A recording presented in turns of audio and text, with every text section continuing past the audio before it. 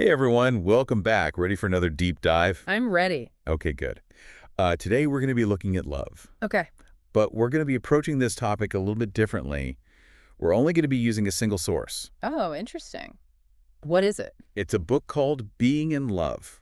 Okay, I've heard of this one. Yeah, and it's got some, let's just say, some pretty unconventional ideas about what love is, Yeah. and maybe more importantly, what love is not. Yeah, I think that's going to be the really interesting part of this deep dive. Right, right. And just to give you a little taste of what, I mean, the book opens with this analogy about imagine a valley where everyone's born with like perfect vision, Okay. but then, some pesky fly comes along, makes everyone go blind. Uh-huh. Well, they wouldn't even know what seeing means anymore. Right, right.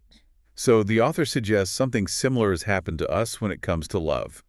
We've sort of lost sight of what it truly is. It's funny because we all think we know what love is, right? But this analogy really makes you think about it in a different way. Yeah, that's a real head scratcher for sure. Yeah. So the book argues that every single child is born just brimming, overflowing with love. It's like our default setting. Yeah, our default setting. And then, well, then society gets its hands on us. So do our families. We start getting all these expectations and these like unspoken rules about how love should be. Yeah, all that, conditioning stuff. And it messes with our natural groove. It really does. I mean, think about it. All that pressure to find the one, the perfect partner, the fairy tale ending. Right, and the book says that's all a setup for disappointment, for unhappiness. Because it's basically setting us up to fail. Right. It's like we're trying to force something that should be as natural as breathing. Oh, there's that breathing thing again. The book talks a lot about how love should be just as simple and as essential as breathing. Just effortless. Just Yeah. vital. Just a natural part of being alive. Not this big dramatic production that we always make it out to be. Exactly. Which makes me wonder about all those structures we built up around love. Yeah. Marriage, all the rules and expectations that go with it. Ooh, yeah, that's where things get really interesting. The book throws a bit of a wrench into the whole till death do us part thing. It does. It really does. It argues that even though those structures might have started with good intentions, they can end up blocking real love and freedom. It's like they create all this pressure for everything to stay the same, to be permanent, Right. when actually love's a lot more fluid than that, always changing and evolving. Always in motion. Right. This reminds me of that story the book tells about a farmer who's watching his hogs. The hogs. Yeah, so he's watching these hogs running back and forth between these two patches of woodland. Okay. They're just running back and forth, back and forth. Yeah. And the farmer's just shaking his head, and someone's like, "What's wrong with your hogs?" Mm-hmm. And he says, "There ain't nothing the matter with them. They're just trying to make heaven out of hell." Oh, wow. That's a good one. I like that. Right. And the author's point is that a lot of times we're just like those hogs, always chasing the next big thing, the next thrill, never finding contentment with what we have right in front of us. Always searching for the next dopamine hit, the next romantic gesture. Yeah, and what happens? We miss out on those real deep connections that grow slowly over time. The book actually talks about how love progresses through these distinct stages. First, there's excitement, then comes intimacy, and finally, there's joy. And the key is to actually nurture each of those stages, not just chase the initial thrill. So it's not about excitement. I always thought it was about excitement. Not according to the book? Huh. Well, in that case, how do we even begin to understand the opposite sex? The age-old mystery. Right. Men and women, I mean, sometimes it seems like we're from completely different planets. It does sometimes, doesn't it? The book actually dives into that too. And it points out that a lot of the misunderstandings stem from the fact that society has conditioned men and women to approach love and relationships in totally different ways. Different wiring, different programming. Exactly. And it shows up in everything from how we express our emotions to how we experience attraction. It's like we're speaking different languages. Which reminds me of this hilarious story in the book about Mullah Nasruddin. Oh, yeah, I love Mullah Nasruddin. Right. So in this story, he marries this woman who, well, let's just say beauty wasn't her strong suit. Okay. And when his friends are all like, "Dude, what were you thinking?" He just shrugs and says, "Well, if I'd married a beautiful woman, I'd have to share her with everyone. Now I've got her all to myself." Oh, that's classic Mullah Nasruddin. Right. Yeah. And, it really drives home the point that fixating on superficial beauty isn't exactly the path to lasting love. It's such a good reminder that true attraction, the kind that lasts, goes way beyond appearances. It's about those qualities that make a person beautiful on the inside.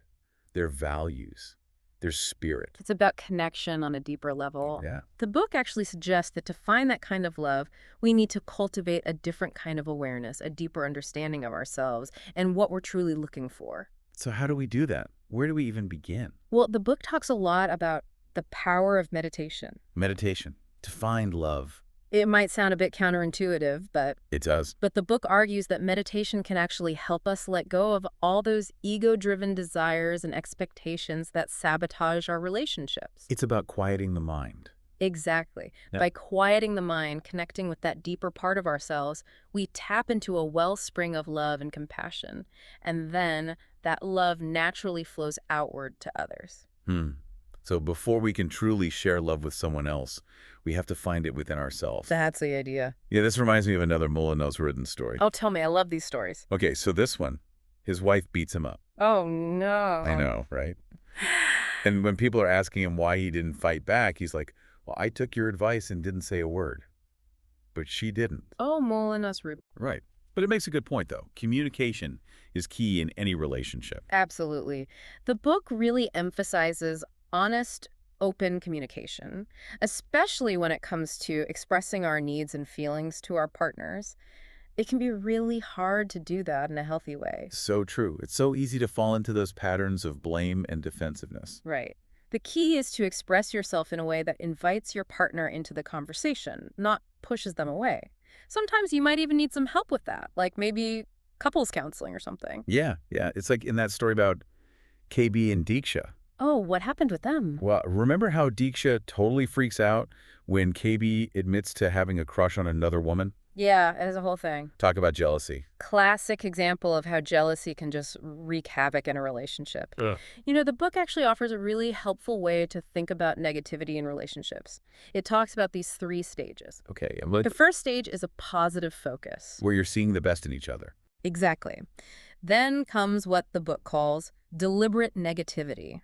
This is where you and your partner actually agree to set aside time to air out all the negative feelings in a healthy way, like a therapeutic venting session. Interesting. So it's not about ignoring those negative feelings. No, not at all. It's about expressing them constructively.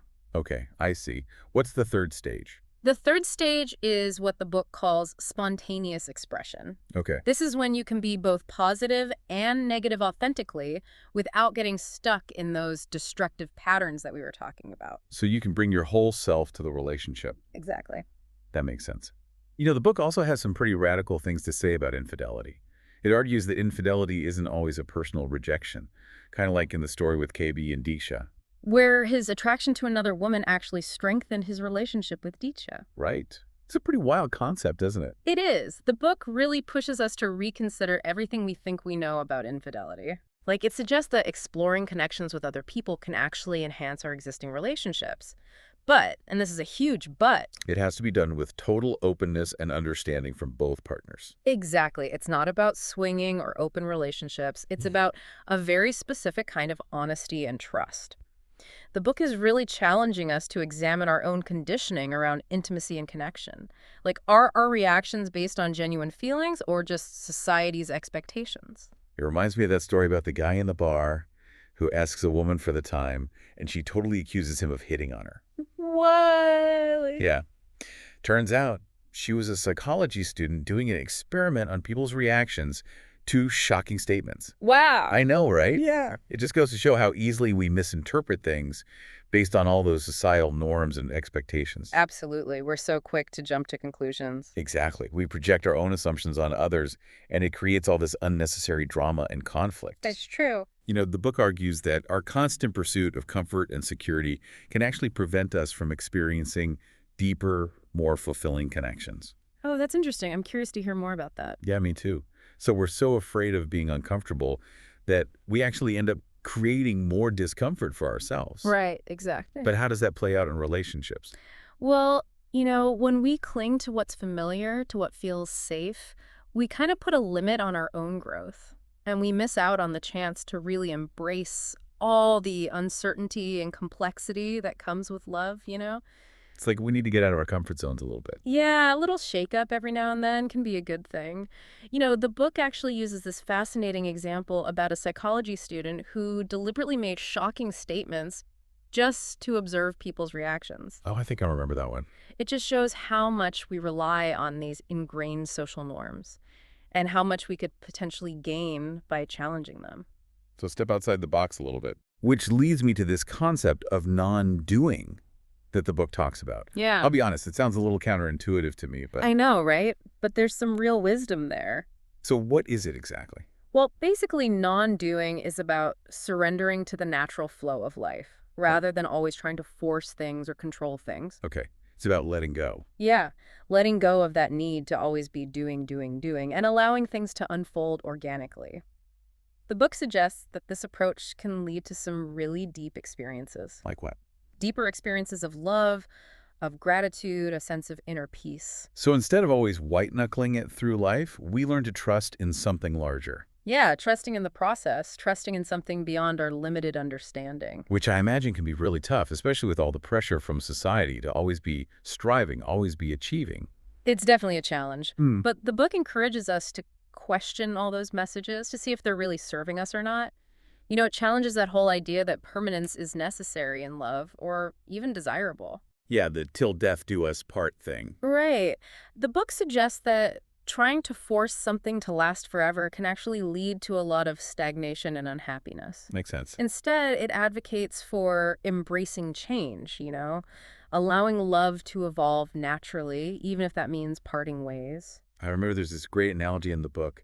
He compares clinging to a stale relationship to keeping a window closed, preventing fresh air from circulating. Oh, yeah, I like that one. It really drives home the point that allowing love to flow freely is essential, even if it means facing some discomfort or uncertainty along the way. Exactly. It's about being open to the journey to the unknown. Yeah. The book also challenges this whole idea of falling in love.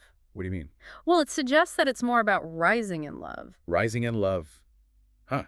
I never thought about it that way. What's the difference? Falling in love often implies a sense of losing control, being swept away by those initial intense emotions. And that can actually lead to a lot of dependency and attachment, which aren't necessarily the healthiest foundations for a lasting relationship. I see. Rising in love, on the other hand, is about consciously choosing to love, bringing awareness and understanding into the relationship. So it's about being an active participant. Right. Not just a passive bystander. It's about making a conscious choice to nurture the love and allow it to grow and evolve. And the book argues that this approach leads to something much more fulfilling and sustainable over time. Exactly. It's about building a love that's grounded in awareness, respect, freedom, rather than neediness or dependency.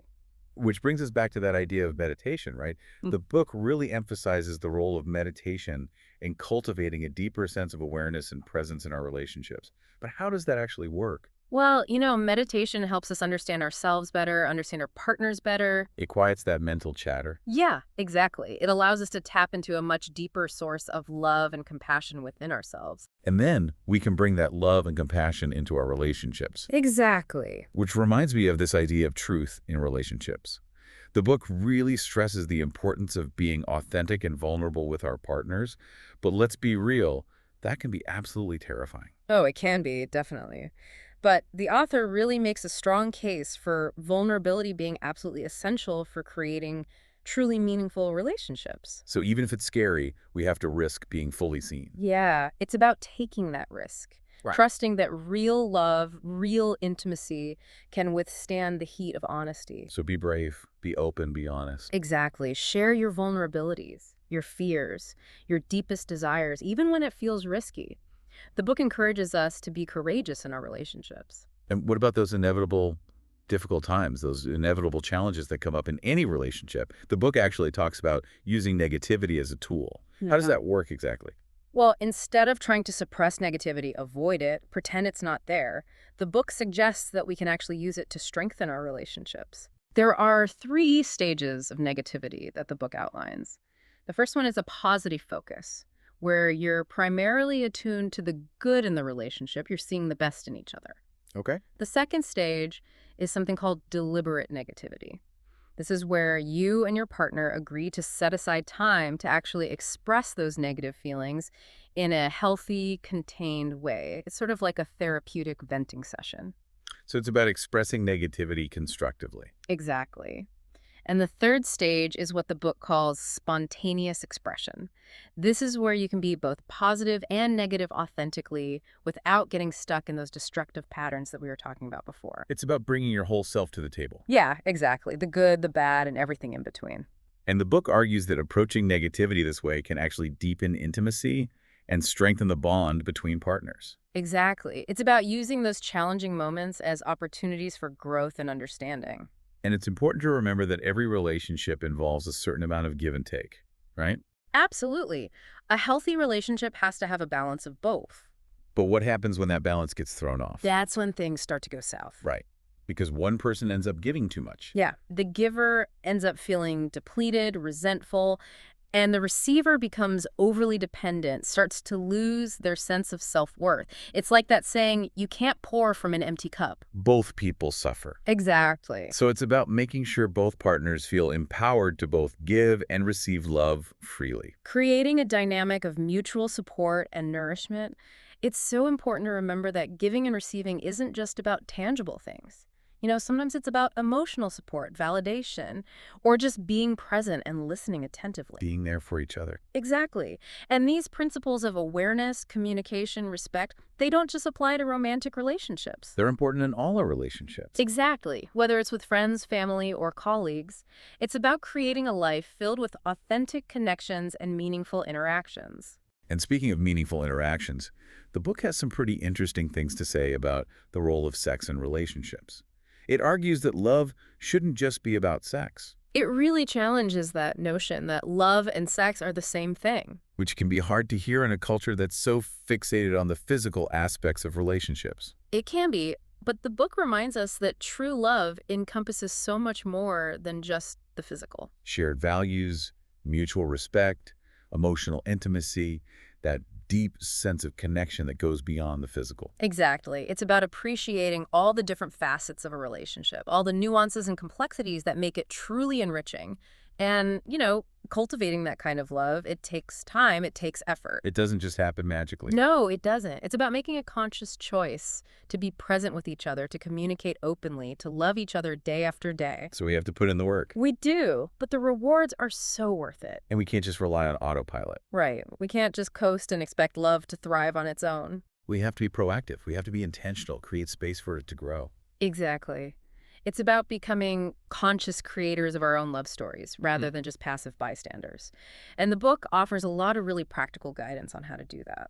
Like what?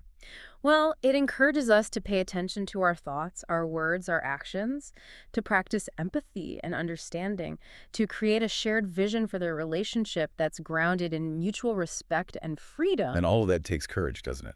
It does. It takes courage to be vulnerable, to be honest, to be open.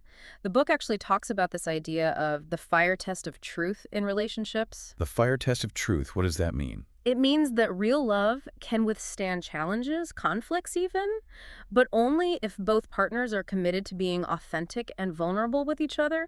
Hiding our true selves, even if we think we're doing it for the right reasons, it creates distance. It prevents intimacy from deepening. Exactly. So we have to be willing to let our guard down. Yeah, and trust that the love is strong enough to handle it.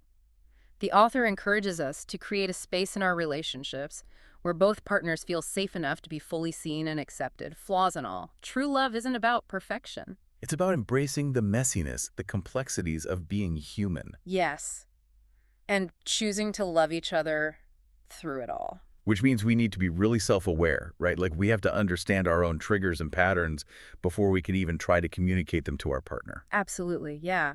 Self-reflection, personal growth, those are key ingredients for healthy relationships, according to this book. It's not just about finding the right person. It's about becoming the right person for yourself and for your partner. And that's a journey, it doesn't just happen overnight. It's about evolving and growing. Right, constantly, both individually and as a couple. Which brings us back to that valley of blindness, doesn't it? It does. We get so stuck in our own limited view of love, just like those villagers who have never experienced sight. It's like we need to break free from those old beliefs and expectations and really open ourselves up to new possibilities, rediscover the true nature of love. And that's the challenge, isn't it? To step outside that valley and see love with fresh eyes, to see its depth, its complexity, its power to transform our lives. It's a pretty incredible thought when you Yeah. really stop and think about it. Mm. This capacity for love that we all have within us, just waiting to be tapped into. And it's not just about romantic love. This applies to all our relationships, with friends, with family, even with strangers. It's about how we interact with the world, how we see ourselves, how we treat others. We have so much more power than we realize to create the kind of love and connection we want in our lives. But we have to do the work. We have to be intentional. We have to be willing to break free from those old patterns that keep us stuck. Which is where that idea of non-doing comes in, right? Yeah. Surrendering to the flow of life, trusting that things will unfold as they should, finding that balance between effort and acceptance. The book calls it the watercourse way, like a leaf floating down a stream, just going with the flow, rather than struggling against the current. Letting go of control, trusting in something larger than ourselves. Exactly. And that can be so hard, especially in a culture that's so obsessed with achieving and controlling.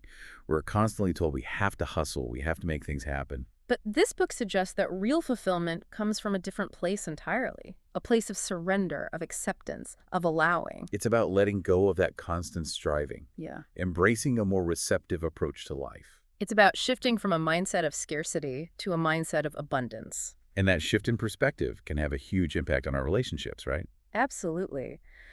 When we let go of that need to control, to manipulate, to force things to go our way, we create space for love to flow more freely, more authentically, more effortlessly. So we're not just talking about romantic love here. We're talking about a way of being in the world, a way of relating to ourselves and to everyone around us. It's about remembering that we're all connected, that we're all part of something much bigger than ourselves. And that love is the force that binds it all together. Exactly. So as we wrap up this deep dive into being in love, what are some key takeaways for our listeners? What are those nuggets of wisdom they can apply to their own lives? Well, the book reminds us that love is our natural state, is who we are at our core. We're all born with this incredible capacity for connection and intimacy.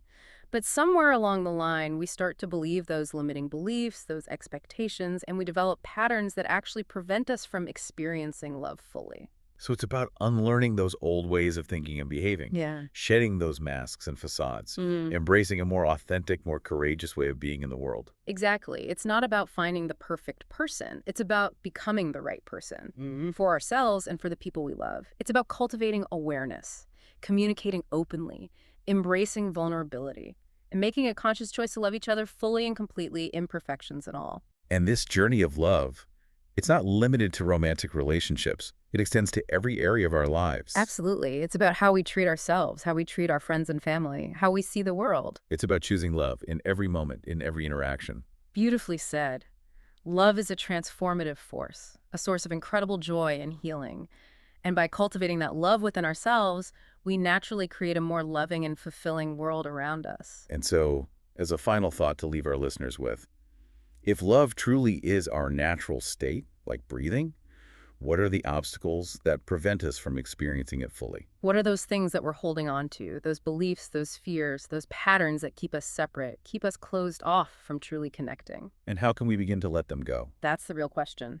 And this book invites each of us to embark on our own journey of self-discovery, to explore those inner landscapes and uncover the incredible treasures of love and wisdom that are already there within each of us. It's about remembering that we have the power to create the kind of love we desire, both within ourselves and in the world around us. It's about embracing the journey, trusting the process, and allowing ourselves to be guided by the boundless power of love. So true. We encourage you to continue your own deep dive into the nature of love. Explore the ideas that resonate with you, challenge the ones that don't, and most importantly, allow yourself to experience the transformative power of love in all its beauty and wonder. Thank you for joining us on this deep dive, everyone. Until next time, keep exploring, keep learning, and keep loving.